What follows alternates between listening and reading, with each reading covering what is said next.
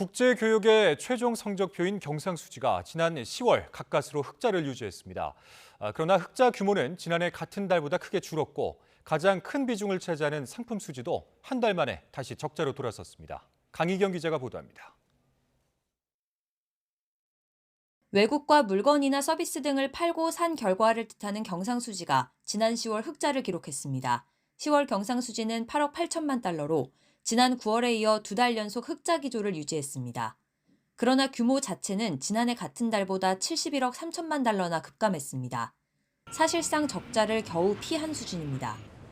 세부 항목별로 보면 가장 큰 비중을 차지하는 상품 수지가 14억 8천만 달러 적자로 한 달 만에 다시 적자로 돌아섰습니다. 세계적인 경기 둔화 등으로 수출이 위축된 반면 수입은 늘어난 영향이 반영됐습니다. 수출에선 반도체와 가전제품이 특히 부진했습니다.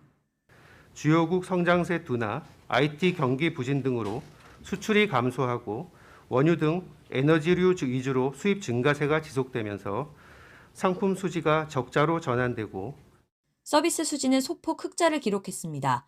그러나 1년 전보다 흑자폭이 많이 줄었는데 코로나19 방역이 완화돼 해외여행이 늘면서 여행 수지 적자 규모가 커진 탓입니다.